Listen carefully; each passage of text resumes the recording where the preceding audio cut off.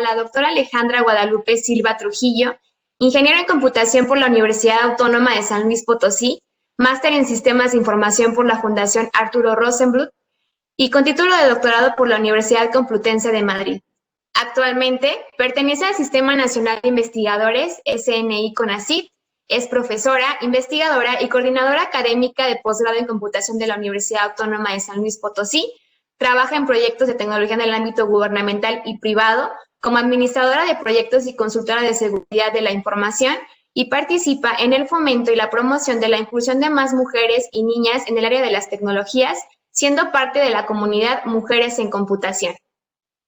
La doctora Alejandra Silva nos acompaña con el tema Importancia de la ciberseguridad en la sociedad digital. Bienvenida. Buenos días, Alejandra. Muchas gracias, Tania. Y bueno, también agradecer la invitación a este evento, parte del Gobierno del Estado y en específico pues de la Unidad de Sistemas e Informática. Voy a compartir mi pantalla.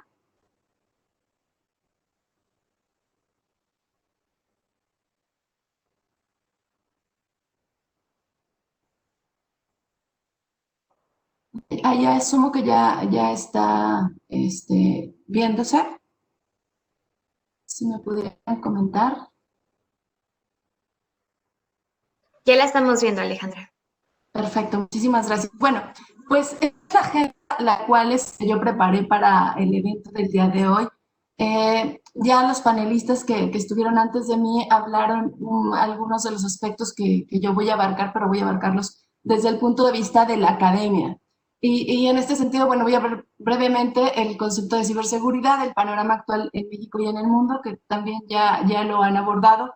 Y dentro de la importancia de la ciberseguridad en la sociedad digital, quise abordarlo desde algunos tópicos que son de interés para mí, porque hay trabajos que estamos haciendo encaminados a apoyar en estos 4 tópicos que son datos personales, las redes sociales, aplicaciones o herramientas de software y el Internet de las cosas. Al final daré brevemente recomendaciones y conclusiones. Y para entrar entonces en materia, bueno, la ciberseguridad es la protección de activos de información a través del tratamiento de amenazas que podrían poner en riesgo la información, la cual es procesada, almacenada y transportada por los sistemas de información que se encuentran interconectados. Y es importante también identificar a qué se le considera como un activo de la información. Es todo aquel conocimiento o dato que pudiera tener valor para la organización. Pero también aquí habría que considerar cuestiones de valor a los empleados que están dentro de la misma. Dentro de los sistemas de información son aquellos que comprenden aplicaciones, servicios activos de tecnologías de información u otros componentes que me permiten el manejo de la misma. Estos son conceptos de la ISO 27001. Y bueno, del panorama actual en México, ya el panelista anterior, ahorita se me fue el nombre, perdón, nos comentaba, ¿no? Cómo es que Cisco ha hecho este estudio y ha estado acaba de sacar un estudio reciente en donde nos habla un poquito de cómo estamos, sí a nivel mundial, pero también ya hasta nivel nacional y también estatal. En el mundo se producen unos 3.200 millones de intentos de sesión fraudulentos en Internet al mes y cada día se mandan alrededor de 6.400 millones de correos electrónicos fraudulentos, todos ellos con técnicas como phishing. Pese a semejantes premisas, muchas empresas pues no tienen las estrategias debidas para protegerse de las crecientes ciberamenazas. Desafortunadamente México se ubica entre los países con mayor número de ataques cibernéticos en el mundo. Hay algunos estudios que muestran que dentro del mundo sería en el tercer lugar, solamente después de países como Estados Unidos y el Reino Unido. Pues es una pérdida impresionante de dinero y no es más que el hecho de cumplir a medias con algunos temas preventivos de seguridad. En promedio, también se dice que una empresa puede tardar hasta 210 días en conocer que tuvo un ciberataque. Es muchísimo el tiempo para poderse dar cuenta que ha sufrido o que está sufriendo algún tipo de pérdida. De tal manera que le pueda apoyar en poder implementar ciertos protocolos estratégicos para poder volver a estar operativo y recuperarse. Del número también de usuarios de Internet, el 63.9% de la años, esto es en México alrededor de 71 millones de usuarios. De estos 71 millones de usuarios se hizo una encuesta para identificar qué era lo que cuando ingresan a Internet, cuál era el servicio que buscaban, y el 76.6% lo utiliza para acceder a redes sociales, seguido de un 50% para descargar software, realizar compras o pagos por un 47%, y finalmente un 15% para acceder a servicios a la nube. Dado que estas actividades se sujetan a la solicitud por parte de los proveedores para poder ofrecer algún tipo de servicio, pues se dice que alrededor del 75% de los cibernautas en México ha dejado algún tipo de dato personal en estos sitios que se frecuentan, ¿no? Y recordemos entonces aquí que la mayor porcentaje de cibernautas en México lo utilizamos para redes sociales. Y ahora pongamos también en contexto, hoy en día utilizamos las plataformas para poder llevar a cabo actividades que antes hacíamos de forma manual, digamos, y ahora ya está un poco más automatizado. O sea, nosotros no hemos recibido una invitación como el evento que el día de hoy aquí nos ocupa, que se hizo a través de una invitación de Facebook para podernos recordar y poder estar viendo cuáles eran los temas que se iban a abordar en este día, para poder compartir fotos. Bueno, también podemos utilizar alguna plataforma como el Instagram. Y luego, para ya nadie me podrá dejar mentir, para poder buscar un domicilio, pues luego nos vamos también al celular y empezamos a ver tal vez en una aplicación como tipo Google Maps. Y derivado de esto, de la contingencia sanitaria en la cual estamos viviendo pues en todo el mundo, también nos fuimos hacia las plataformas digitales para poder seguir siendo operativos y para poder seguir teniendo algunos servicios y amenidades que teníamos previo a la pandemia, ¿no? A la contingencia sanitaria.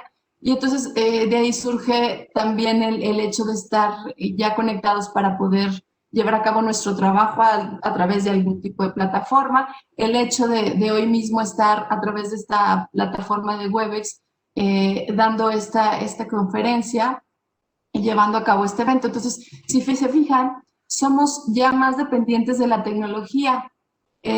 ¿Cuántos de nosotros cuando salimos de nuestra casa parece como si en algún momento dejamos de tener de vista nuestro celular o descubrimos que no lo llevamos? Bueno, parece como que se nos va el alma, porque pues empiezas a buscar y empiezas a tener estos ataques hasta de pánico, de decir, ¿dónde quedó mi celular?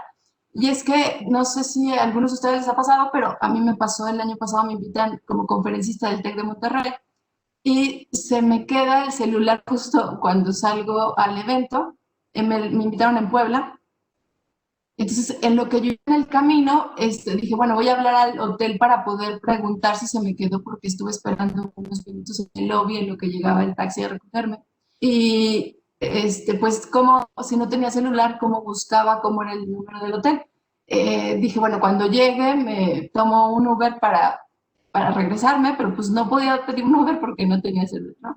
Ya luego lo resolví, pero sí me di cuenta previo a hablar precisamente de esto de la dependencia tecnológica que tenemos ya, de que lo viví en momentos antes. Y podría decirme a alguien, bueno, pues a mí este tema de la ciberseguridad de verdad que no me preocupa. Yo soy tan libre y no soy tan importante como para que alguien pudiera querer vulnerar mis datos o que pudiera tomarse la molestia. Y entonces yo le podría contestar algo, o sea, si en realidad no somos tan importantes o creemos que no nos interesa la ciberseguridad, pues, ¿cuáles son las probabilidades de que nos toque un rayo?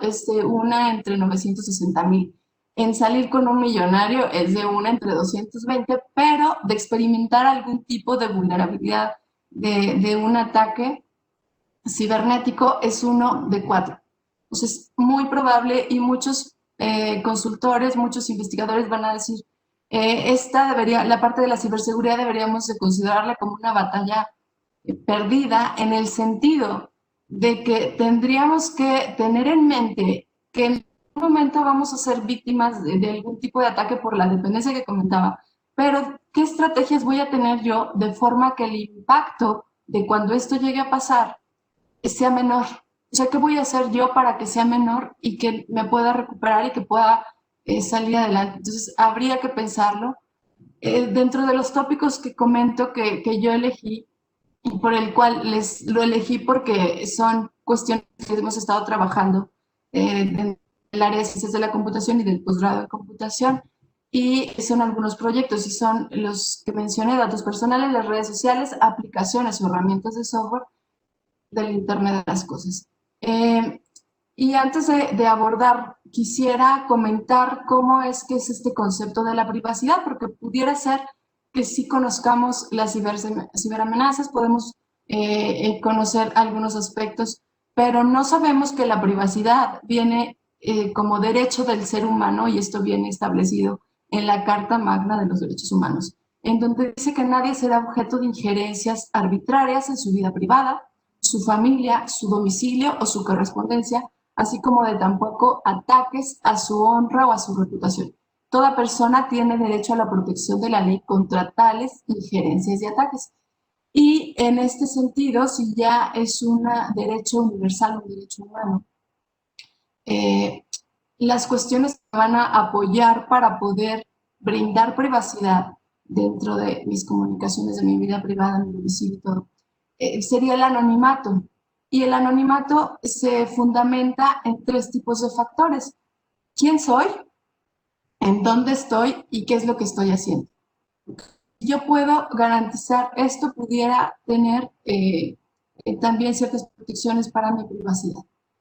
Y en el marco regulatorio, que también ya estuvieron platicando los conferencistas anteriores, hablaron de esto de los datos personales y del marco regulatorio que existe en nuestro país. Esto surge en 2010 con la publicación de la Ley Federal de Protección de Datos Personales en posesión de particulares. 7 años después surge la de en posesión de sujetos obligados. Este marco regulatorio es importante conocerlo. Estos son los a nivel federal, pero a nivel estatal también existen las protecciones. En México, sin embargo, la percepción del cumplimiento con esta ley se limita solamente a contar con un aviso de privacidad en la página de Internet, con lo que alrededor del 87% de las empresas no están cerca de la suficiencia, o sea, de establecer o de apegarse al marco legal y de tener suficientes los controles que pudieran establecer o lo que marca la ley. Y también una cifra bastante desoladora es que solamente una de cada 4 empresas tienen un sistema para que pueda garantizar que se borren cuando ya se ha terminado la vigencia de los datos, que se borren los datos que se están solicitando, los datos personales de sus clientes. Y es que también nosotros no nos podemos escapar de este tipo de cuestiones, porque ¿cuántos de nosotros no nos han solicitado de atender a una encuesta de satisfacción del cliente luego de haber recibido algún tipo de servicio? Cuando vamos y hacen algún registro de algún servicio, como pudiera ser, no sé, cuando vas y compras en una tienda y registran tus datos para facturación o para algo, para darte seguimiento. Entonces, ¿cuántos de nosotros también no hemos participado en encuestas estadísticas para algún tipo de organismo, de juegos y premios en los servicios médicos, cuando vamos y nos toman como que llena este formulario, porque si eres la primera vez, pues necesitamos meterlo a tu expediente? En escuelas o academias, ¿cuántos de nosotros no hemos visto cuáles son las políticas de privacidad de la academia, de la escuela en donde estoy?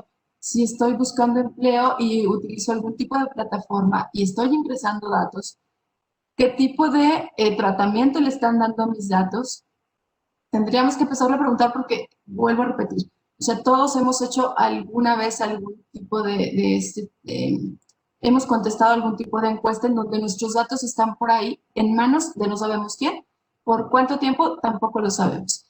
Para ingresar a este evento, seguramente ustedes tuvieron que haberle dado que aceptaban los términos y condiciones y que veían el aviso de privacidad. No sé la verdad cuántos de ustedes lo hicieron, pero me parece que las cifras no son nada alentadoras.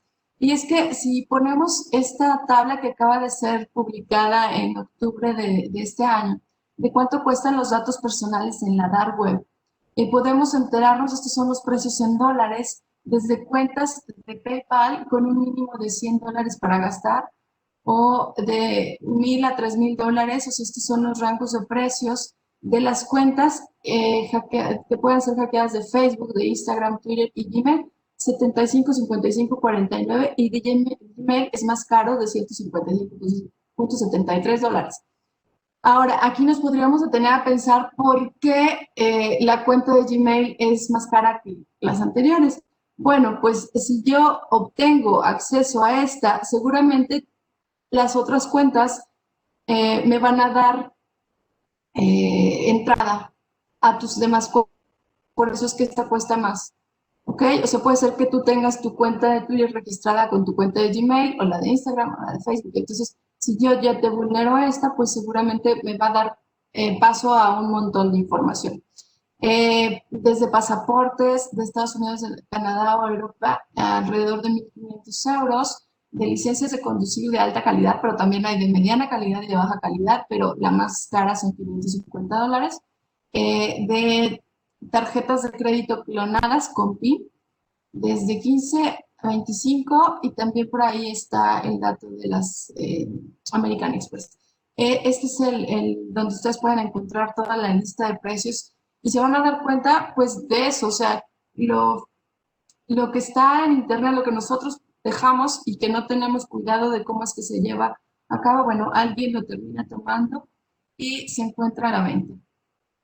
Pero a veces nosotros lo damos y ni siquiera le ponemos precio, ¿no?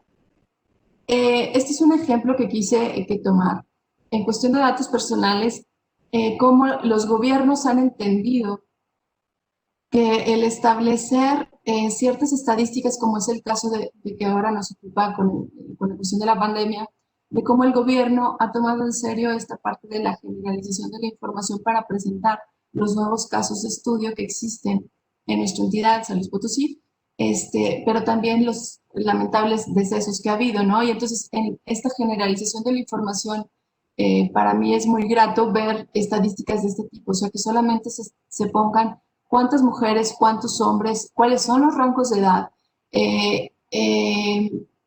a los municipios que se han incrementado los casos, y en el caso de los decesos, pues también, o sea, cuántos hombres, cuántas mujeres, cuáles son los estados, no, los municipios de residencia y los factores que tuvieron de riesgo. Entonces, esta generalización de la información es muy importante y habría que seguirla manteniendo a fin de poder garantizar precisamente la privacidad de las personas que son parte lamentable de las estadísticas, pero finalmente que no transgredamos sus derechos, ¿no? Y aquí les quiero mencionar un ataque de tipo de enlace de este tipo de bases de datos, el cual se desarrolló los investigadores allá en Massachusetts, y ellos, a fin de demostrar al gobernador que estaba muy insistente en que no pasaba nada si los datos públicos, como el caso que acabamos de mencionar, se dejaban datos como podría ser el nombre de la persona, no, sino solamente se removía, perdón, el nombre de la persona y se dejaba todo lo demás, no había posibilidad de reidentificación. Y entonces ellos, para poderle demostrar, lo que hicieron es que compraron el registro de votantes que está públicamente disponible en los Estados Unidos, en este estado de Massachusetts, y entonces hicieron un enlace de los datos, una correlación de datos entre lo que se publicaba, que eran registros médicos por parte del Estado, en donde sí se quitaban el nombre, se quitaban algunos otros aspectos, pero no se quitaban el nombre, la dirección, que básicamente era lo que interesaba, pero al hacer la correlación encontraron esto,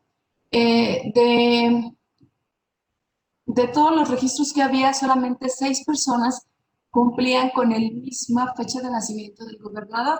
3 de ellas eran hombre y uno de ellos tenía el mismo código postal. De tal forma que, de acuerdo a estos datos, se pudo comprobar que el 87% de la población somos únicas basadas en nuestro código postal, nuestro género y nuestra fecha de nacimiento.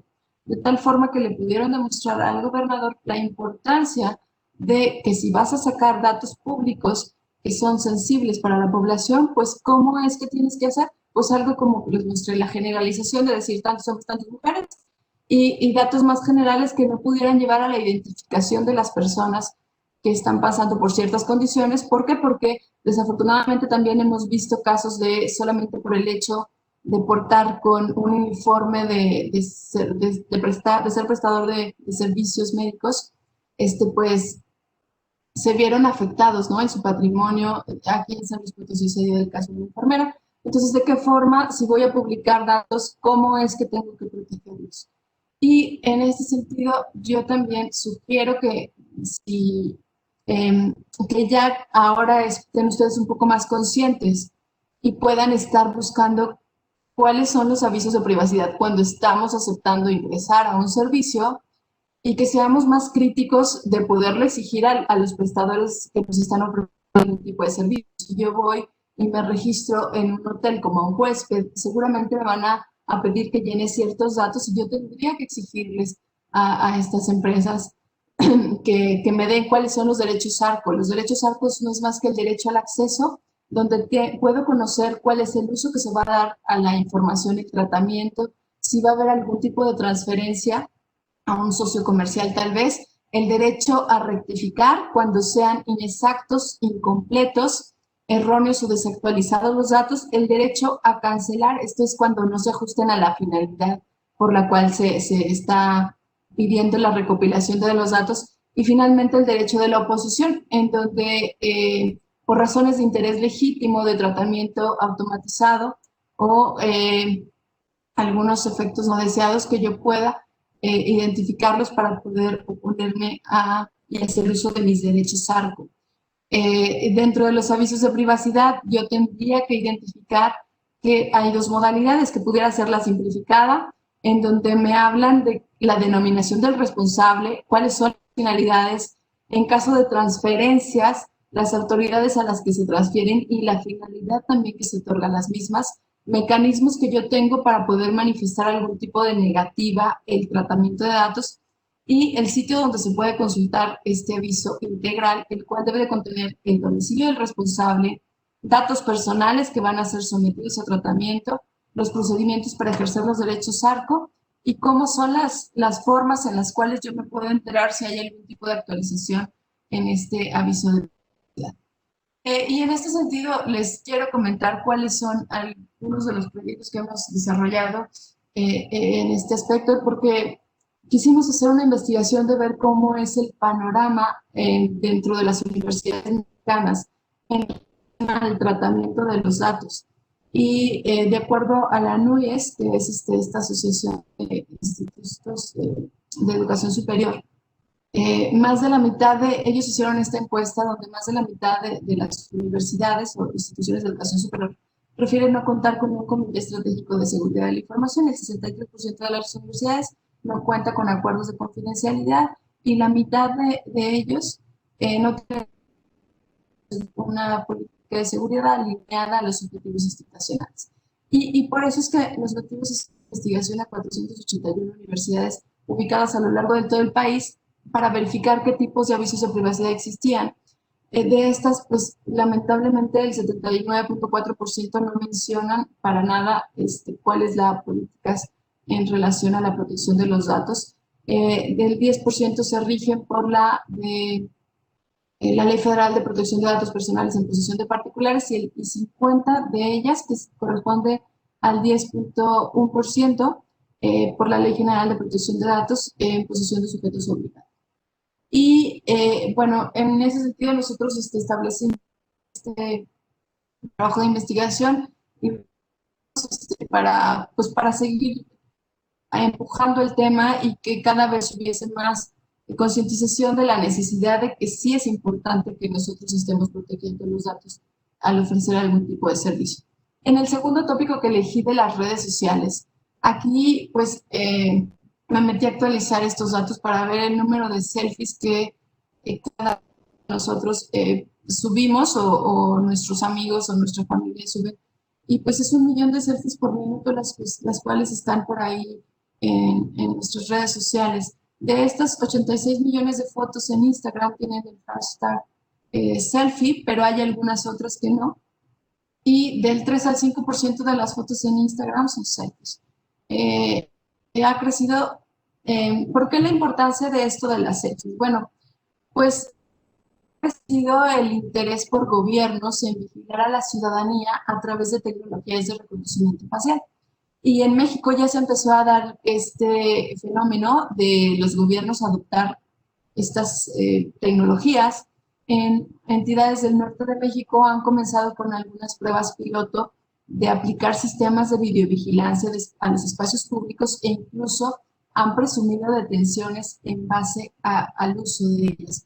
Este es definitivamente un riesgo en los derechos humanos y es un riesgo porque hay altos márgenes de imprecisión, lo cual hacen a la tecnología no confiable y afecta particularmente a las poblaciones vulnerables y minoritarias. Favorece el autoritarismo de establecer un estado de vigilancia y es susceptible a abusos debido a la opacidad, a que no existe algún tipo de regulación para llevar a cabo su operación. En algunas ciudades en Estados Unidos, pues esto se ha prohibido y existen casos documentados en los que el reconocimiento facial ha fallado con márgenes de error que pueden oscilar entre los 92 y 95%. Y en ocasiones estos han conducido a detenciones arbitrarias en diferentes países. Se ha comprobado que su precisión puede aumentar en un 50% si la persona porta una mascarilla, que pues ahorita ya todos nosotros portamos una mascarilla. Y el reconocimiento facial, en definitiva, pone en peligro a que pudiéramos ser identificados erróneamente y que pudiéramos ser imputados por un delito que ni siquiera cometimos. Dentro de las empresas en Estados Unidos se han pronunciado algunas de las grandes empresas tecnológicas en donde han anunciado que van a restringir las actividades, el desarrollo y venta de las tecnologías, pero en los Estados Unidos, antes de que exista una regulación que pudiera garantizar pues esto, que los márgenes de error no sean tan altos, pero pues en otros países aún sigue habiendo este comercio. En México en particular no tenemos alguna regulación al respecto. Y como comenté, en estos estados del norte que empezaron con pruebas piloto, han implementado estas tecnologías y los gobiernos han reservado la información sobre la contratación, cómo es que están llevando a cabo el uso de las tecnologías, e incluso han reconocido que carecen de regulación o protocolos para su utilización. Entonces, cada que por ahí bueno, recordemos que podría ser utilizada para poder estar en bases de datos que no sabemos a quién le pertenecen. Y la colaboración en este sentido es dentro de los estudiantes de licenciatura que están conmigo al final del semestre. Les he pedido que ellos expongan un tema, porque aquí es más que nada la concientización. Y en esta exposición de temas, ellos, el escenario que ellos tienen es que este tema lo van a exponer si los llegaran a invitar a una preparatoria para que ellos hablen de lo que aprendieron. Y entonces también les he dicho que tengan que tener un título que sea novedoso y han resultado bastante interesantes lo que han expuesto.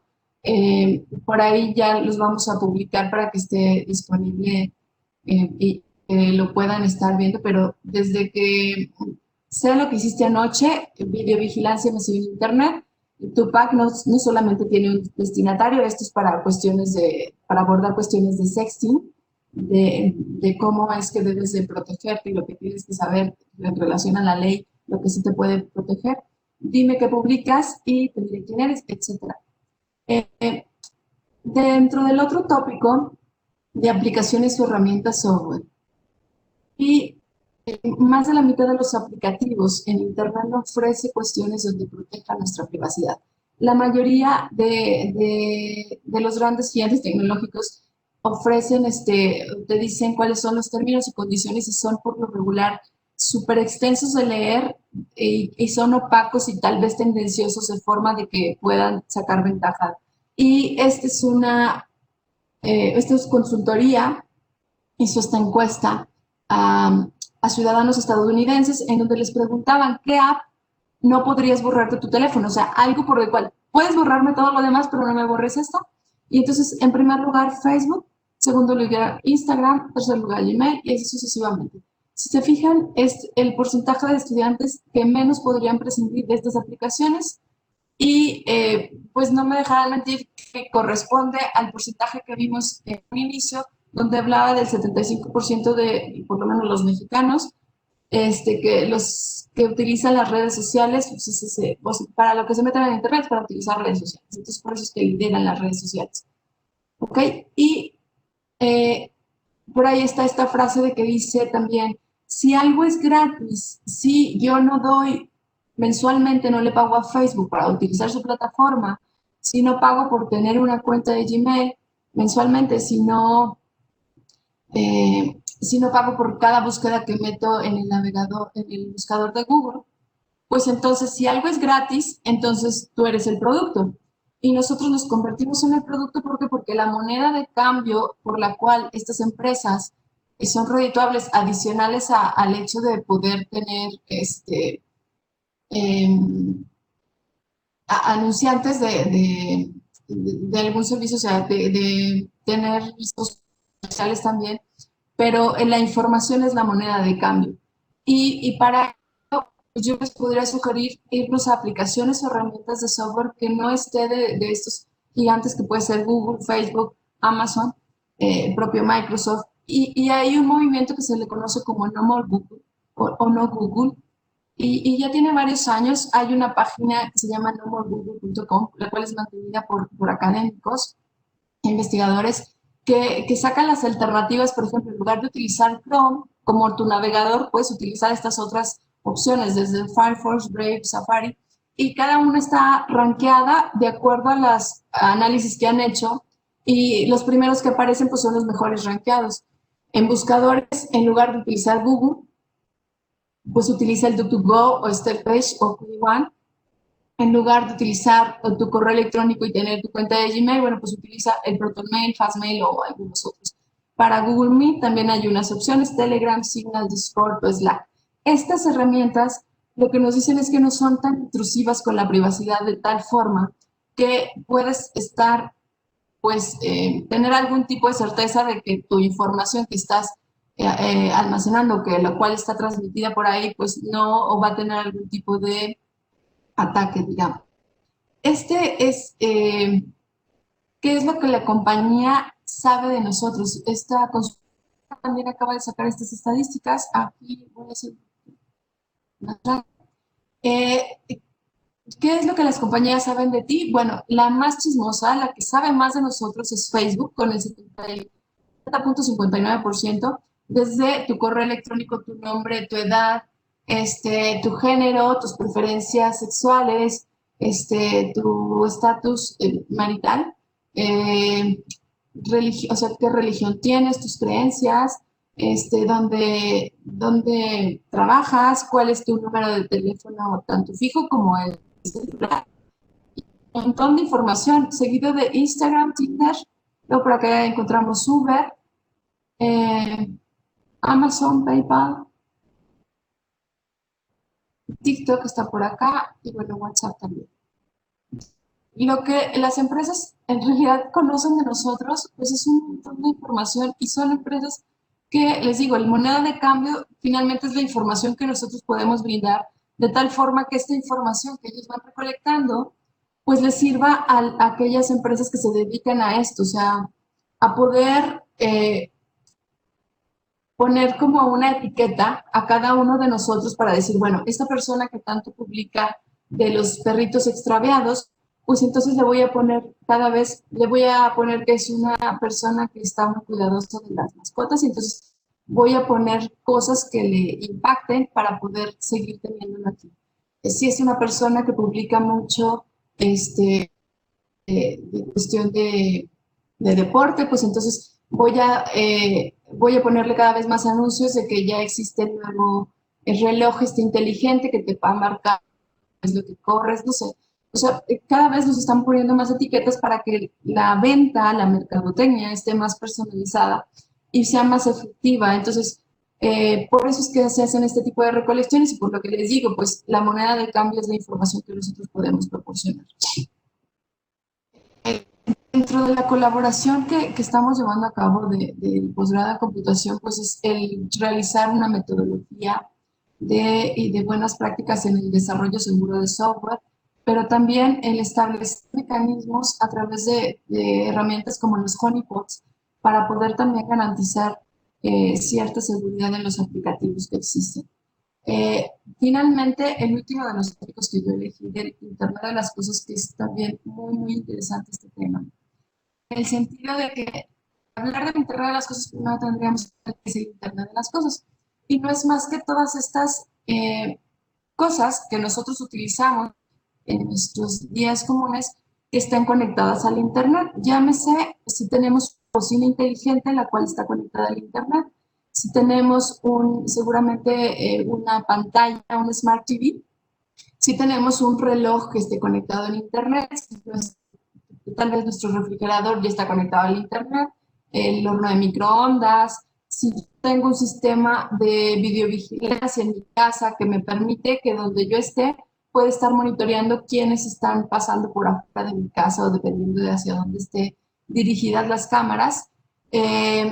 Entonces, estos dispositivos domésticos forman parte de dispositivos de nuestra casa, pero que están conectados al Internet. Pero eso es en el ámbito doméstico. También en el ámbito industrial existe el Internet de las Cosas. Aquellos sensores que se ponen en los sistemas de riego que están midiendo o sensando cuestiones de temperatura, de humedad, de tal manera que me puedan indicar cuándo es necesario el riego o cuándo es necesario otra cosa. También en la industria se utilizan este tipo de sensores. Y es que el Internet de las Cosas que marca a la industria 4.0, el impulso ha sido gracias al aumento en la capacidad de cómputo, de almacenamiento y de conectividad, también porque mejora la capacidad de análisis e inteligencia de negocios, al estar yo censando y no tener que poner tal vez a alguien personal que vaya de espacio por espacio para poder censar esto que les diga de humedad y de otras condiciones para sistemas de riego. Pues también nuevas formas de interacción humano-computadora, porque me hace mucho más fácil algunos trabajos. También por los mejores métodos que existen de transferencias del mundo real, del mundo virtual al mundo real, como pudiera ser la robótica o incluso las impresoras 3D. Y tales tendencias efectivamente prometen modelos de negocio innovadores y una mejor experiencia al usuario a través de sí fuerte conectividad, pero también del uso efectivo de dispositivos embebidos de nuevas generaciones. Sin embargo, no hay que perder de vista que todos estos sistemas siguen generando, procesando e intercambiando mucha cantidad de información, pero cuánta de esa información pudiera ser sensible o crítica. De los dispositivos del Internet de las Cosas conectados, se estima que en este año, si se fijan, este es una estadística que empezó en 2003, en azul está el número de personas que había en el mundo con respecto al número de dispositivos conectados. Entonces, para el 2020 se estima que si somos 7.6 millones de personas, pues nos supera, pero por mucho hay muchísimos más dispositivos que están conectados al Internet. ¿Y por qué tendríamos que considerarlo como algún tópico que no hay que perder de vista? Pues sí, por esta interacción que tenemos, porque tal vez ahora con el Buen Fin, a algunos de ustedes se les ocurrió pues regalar a sus hijos la bocina inteligente, porque ya todos sus amiguitos tienen la bocina inteligente, o tener una nueva pantalla en su casa, o tener de los relojes inteligentes o algún otro tipo de dispositivos que utilicen estas tecnologías. Y es que los riesgos son, al ser de bajo costo, los componentes que le voy a incorporar de forma que sean asequibles para la población y que puedas tener tu bocina en tu casa, pues tiene que ser de bajo costo para que sea algo que pueda yo comprar. Sí, las actualizaciones son complicadas. Desafortunadamente, por ahí el proveedor se puede perder y decir, bueno, es que no tengo forma de poder hacer llegar las actualizaciones o los parches que pudiera yo estar soslayando el de vulnerabilidad. No hay garantía entonces de mucha seguridad porque al ser también componentes de bajo costo, también tendría que incorporarles limitada memoria, limitada capacidad de procesamiento y no puedo garantizar la seguridad porque no, tal vez no las técnicas de cifrado que tenga disponibles en este momento no me den esos aparatos, esos componentes para poder cifrar la información. Y otra de las cosas muy importantes, no existe regulación. Yo he comentado con mis alumnos que tenemos regulación para poder sacar un medicamento. La regulación tiene que pasar como ahora que el hecho de que ya es una vacuna COVID-19, ciertos protocolos para poder garantizar que es pues es algo que no va a traer más prejuicios que beneficios, ¿no? Sin embargo, pues en la tecnología no existe regulación tan clara, tan específica, de forma de que yo pueda sacar mi componente. Sí tiene que tener ciertos parámetros, pero no va más allá, desafortunadamente. Aquí voy a tener un poquito a comentarles y poner 4 escenarios donde quisiera que ustedes pudieran poner ahí en el chat si creen que es realidad o que es ficción. En nuestro primer escenario, usuarios de tenis inteligentes de conocida marca deportiva con un costo de $300 no podían usarlo porque no se sujetaban a sus pies. Estos tenis inteligentes que ya por el hecho de no querer estar o que se te desabrochan las agujetas, pues solamente meter el pie y que se sujete y que se adapte a la forma del pie, ¿no? Realidad o ficción, fue una noticia que se dio a conocer. Luego, segundo escenario, Anne no podía abrir su refrigerador inteligente porque la báscula que también estaba conectada al Internet de las cosas indicó que había subido 2 kilos en la última semana, por lo cual ella había puesto ciertas condiciones para que se abriera o no se abriera el refrigerador. Y entonces, al establecer tales condiciones, pues el refrigerador se negó a abrirse. Tercer escenario, un hombre de Arizona escuchó una voz que provenía de su cámara de videovigilancia donde le decía, tú no me conoces, yo solamente soy un hacker. ¿Realidad o ficción? El último escenario. En un resort de Austria, unos huéspedes quedaron encerrados en sus habitaciones, los cuales tenían un sistema de cerradura digital o electrónica, y las puertas solamente ellos pudieron salir después de varias horas, luego de que pagaron $1,800 a los ciberdelincuentes que tenían las cerraduras bajo su control. ¿Realidad o ficción? Entonces, por ahí me escriben, ya luego los leeré para ver, pero les comento al final si es realidad o ficción cuáles son. Y dentro de la colaboración que nosotros tenemos en este sentido de las aplicaciones del Internet de las Cosas o dispositivos del Internet de las Cosas, hicimos una investigación que le pusimos el nombre de Dime si posees un altavoz inteligente y te diré tus hábitos más comunes. Y no es más porque descubrimos que al tener esta bocina, tiempo estaba censando lo que se estaba hablando en el entorno en el que estaba, de tal forma que no era cierto lo que decía el fabricante, que tenías que decir como la palabra de activación para poder, para que entonces empezara a escuchar el mecanismo, sino que todo el tiempo estaba escuchando, luego ya salió efectivamente Amazon a decir que sus bocinas todo el tiempo estaban escuchando.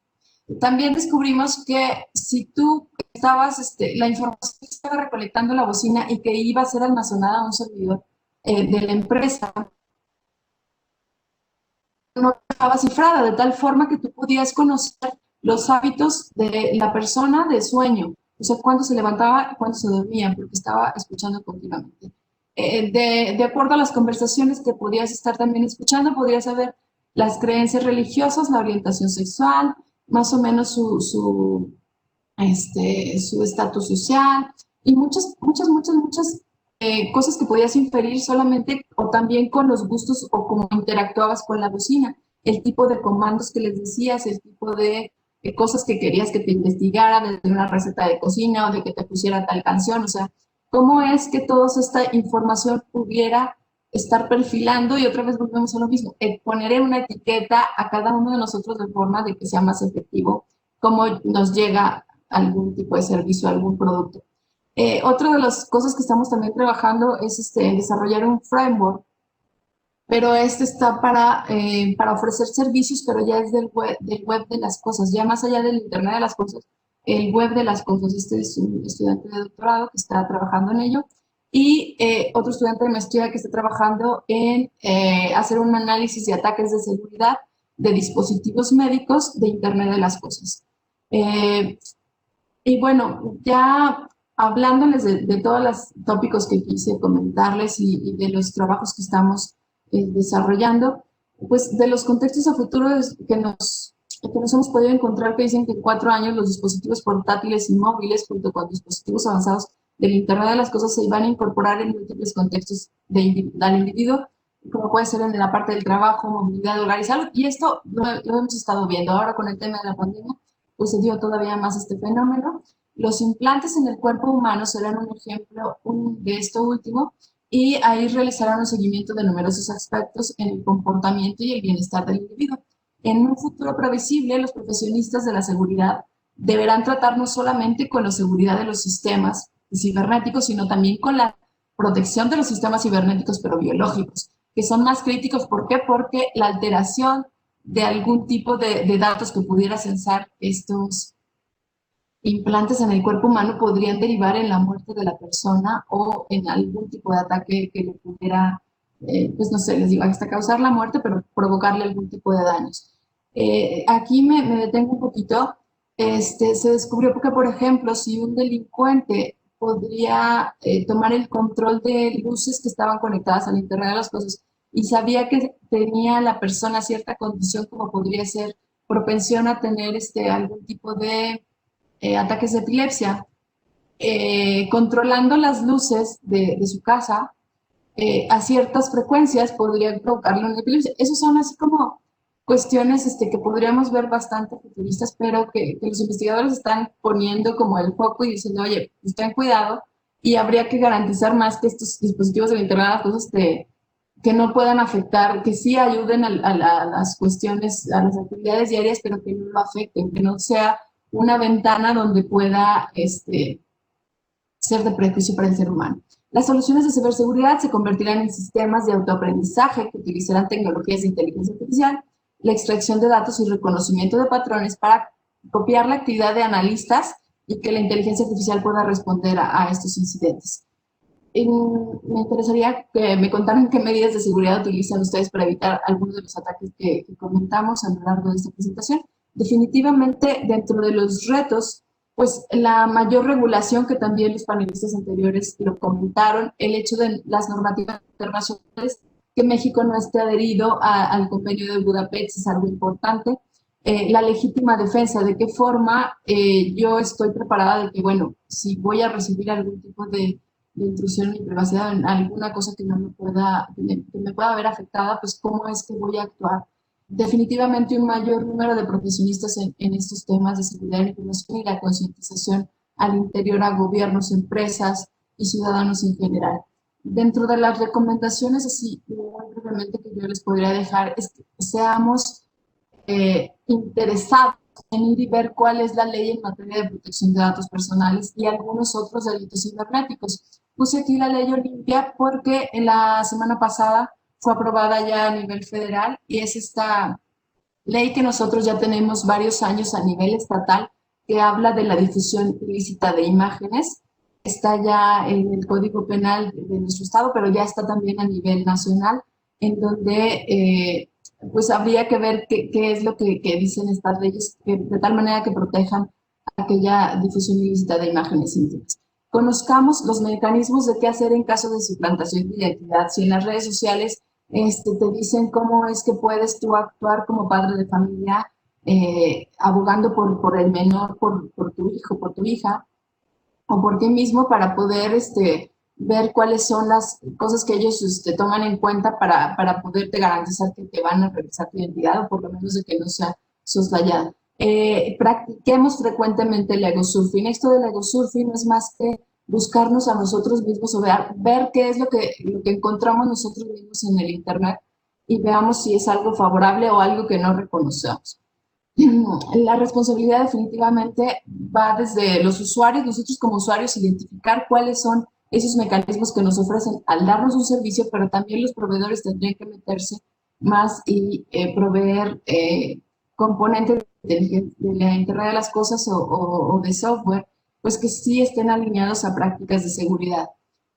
Nuestras actualizaciones, cuando nos piden actualizaciones por ahí en nuestro sistema, nuestros aplicativos, pues hagamos estas actualizaciones periódicas, cambiemos las configuraciones predeterminadas de usuario y contraseña, dejemos atrás el admin, o sea, pongamos un poquito más de cuidado, monitoreemos nuestra red para ver qué es lo que está pasando.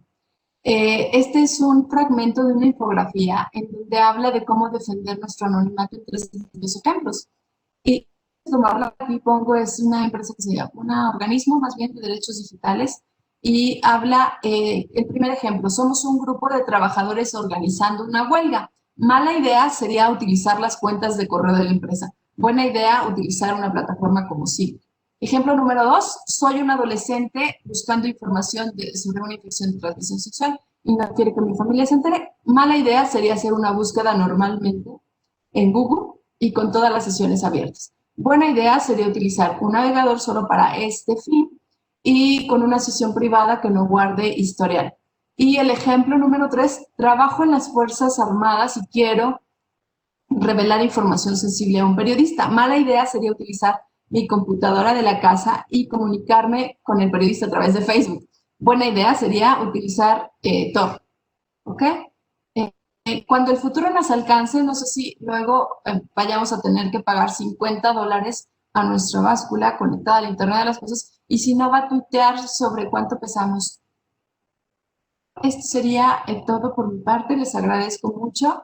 Aquí dejo mis datos de contacto para quien les interese conocer más de los proyectos que estamos desarrollando. Con gusto estaré por ahí comentándoselos. Muchísimas gracias, Alejandra. A nombre de la Unidad de Sistemas de Informática, agradecemos en este caso tu presencia en este segundo encuentro de ciberseguridad en representación del posgrado de computación de la Universidad Autónoma de San Luis Potosí. Y si nos permites, iniciamos en este caso con la sección de preguntas y respuestas. Adelante. Todavía tenemos unos minutitos para que se animen por aquí a escribirnos sus dudas en el chat. Bueno, por aquí ya. Pregunta Francisco Martínez Zúñiga.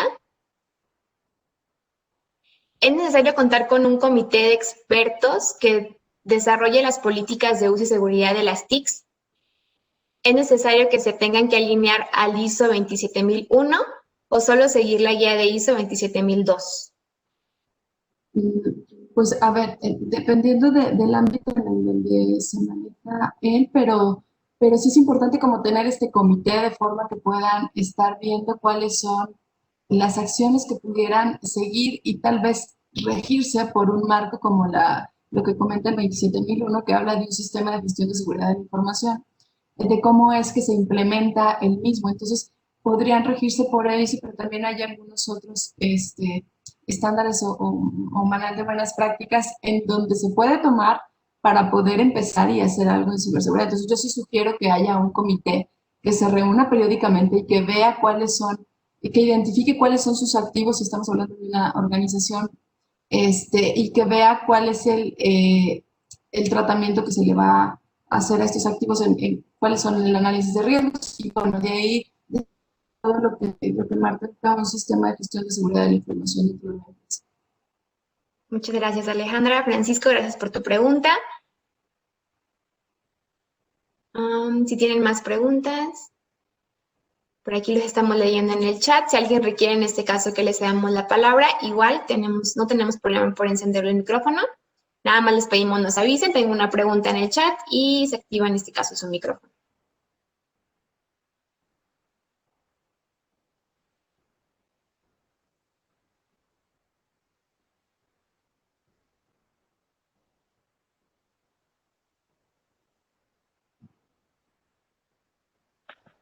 Perdón, Tania. Lo que pasa es que están llegando las preguntas a un chat privado y no las podemos ver aquí. Entonces les pediría a los asistentes que si nos ayudan a mandarlas al chat para todos los panelistas, por favor. Muchas gracias. Donde está la opción que dice hasta en la lista desplegable, por favor, si podamos seleccionar en este caso la opción de todos los panelistas para poder ver sus preguntas.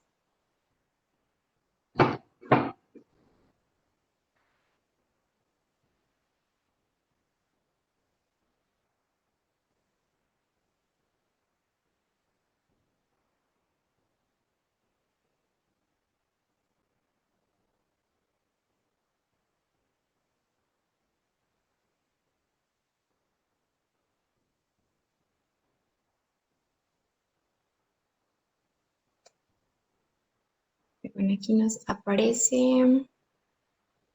Juan Manuel Barrientos nos pregunta, además de instituciones y empresas, ¿cómo fortalecer la cultura de ciberseguridad en la sociedad? Pues muy buena pregunta. Recientemente el gobierno, el 1 de noviembre, inició con esta campaña de hacer más concientización de cuestiones de phishing, de robo de identidad. Entonces el gobierno se está haciendo algo. ¿Y por qué del 1 de noviembre? Bueno, porque viene todo esto de las ofertas del Buen Fin, pero después del Buen Fin pues son las entregas del aguinaldo.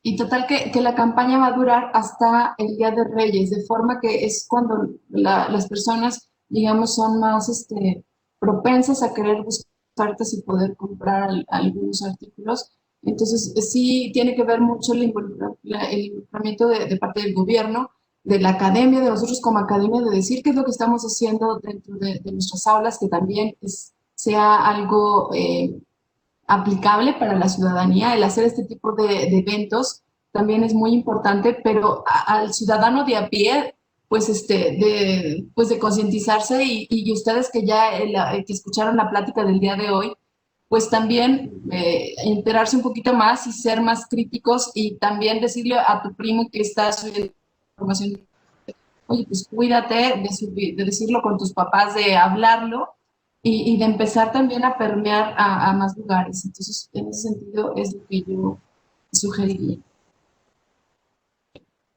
Muchas gracias, Alejandra. Juan Manuel, gracias por tu pregunta. Tenemos una pregunta más. Nos dice Raúl Rivera, lo que entiendo es, ¿cuál sería tu opinión hacia la iniciativa de la neutralidad de la red impulsada por el Instituto Federal de Comunicaciones? No estoy muy enterada de la neutralidad de la red. Por el tema pudiera intuir que es como ser anonimato. La verdad, no sé, no estoy enterada del tema.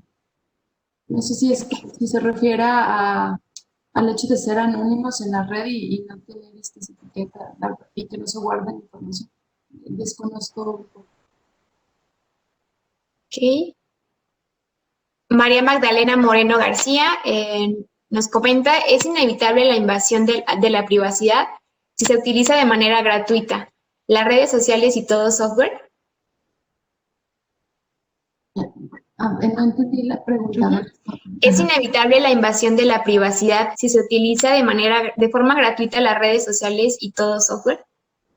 Claro, o sea, lo que comentaba yo, ¿no? ¿Cuánto de todas estas empresas que nosotros más nos gustan y que mexicanos, sobre todo, somos mayor número de usuarios, en estas empresas que pusimos ahí todo lo que recolectaban, pues sí, definitivamente el hecho de estar utilizando estos servicios cuando yo no pago por el servicio, pues me convierto yo en el producto al ser la moneda de cambio la información que yo estoy otorgando, porque finalmente ellos tienen que tener algún tipo las empresas que te ofrecen estos servicios gratuitos, pues van a tener algún tipo de ganancias en cómo es que manejan la información que tú tienes y que tú les proporciones. Ok, Alejandra. Bueno, ya nos estamos pasando un poquito de tiempo. Finalizamos con una última pregunta.